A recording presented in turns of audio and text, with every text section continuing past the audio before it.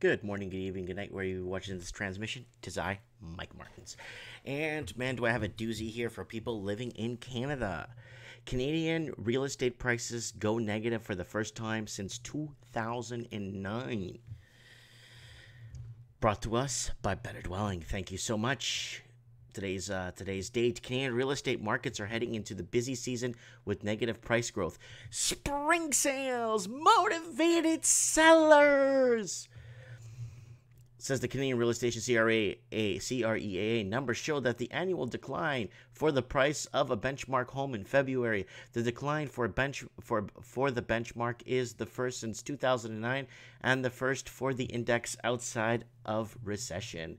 Canadian real estate price dropped for the first time since 2009.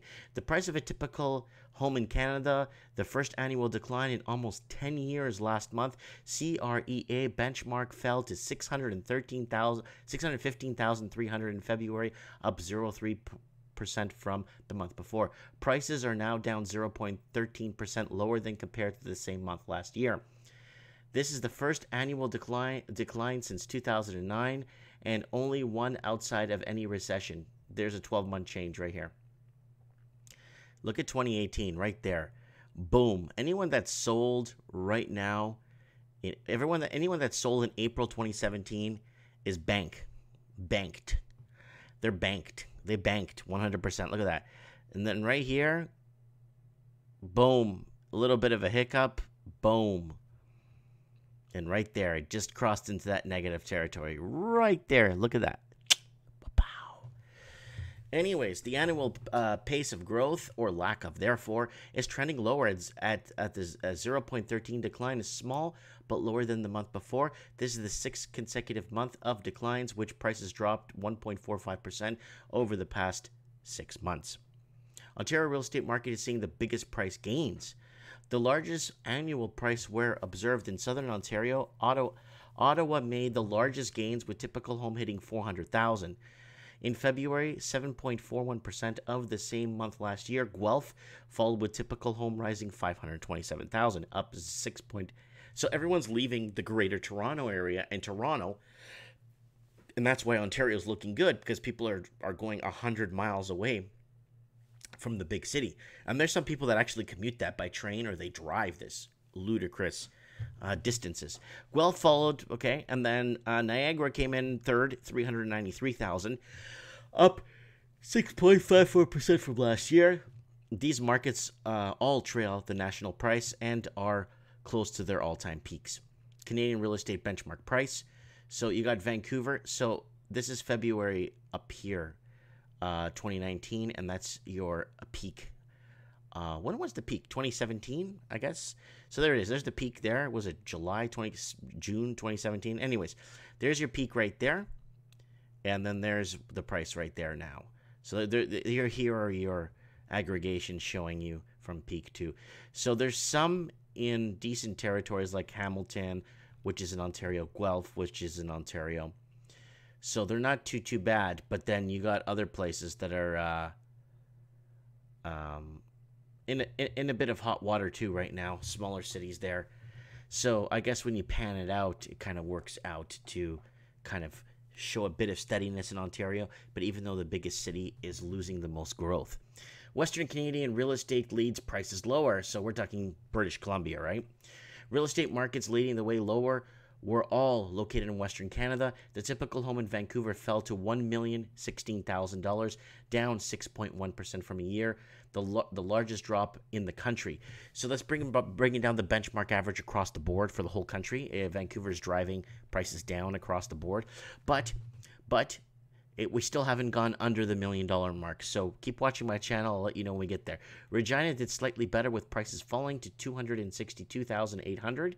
Down 5.13% from last year. Edmonton fell to $315,000, 4.49% from last year. Canadian real estate price change, negative 1 year.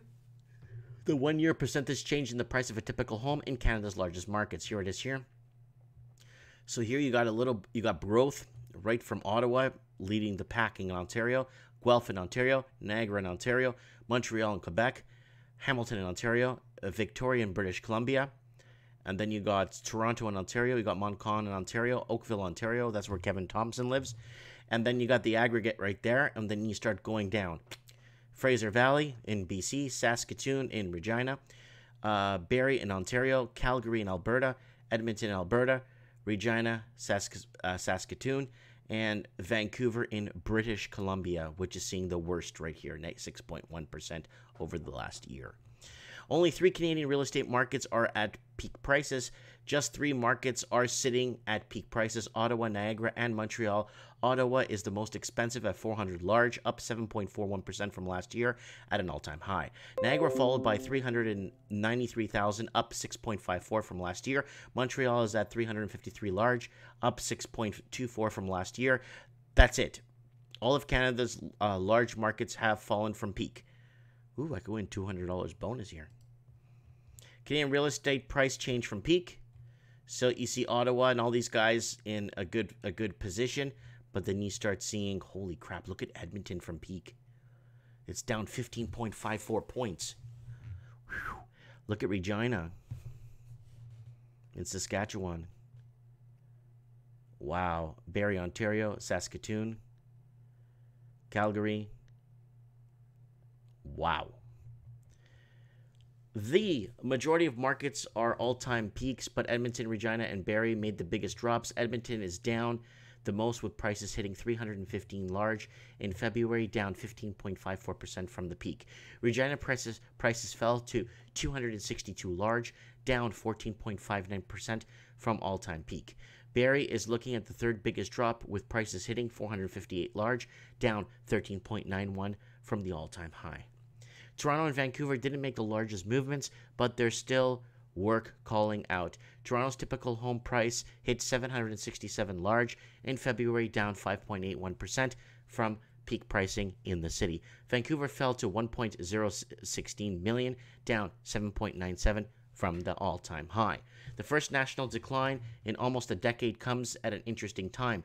Canadians are loaded with some of the highest debt levels in history. Remember, people are borrowing from their homes, using their homes as ATM machines, blah, blah, blah. Regulators are taking a stand to ensure households don't max out their credits.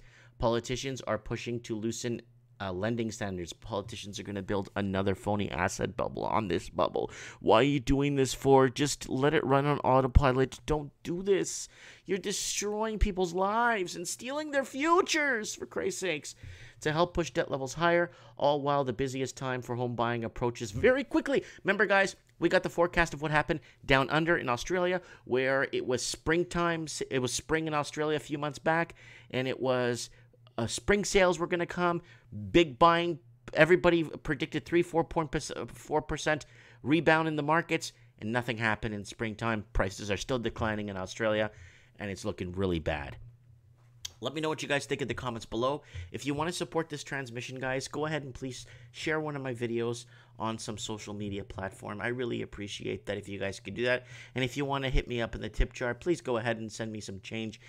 Let me know what you guys think. And, yeah, let me know. Comment below and watch one of these videos around me. Thanks for watching, and have yourselves a great night.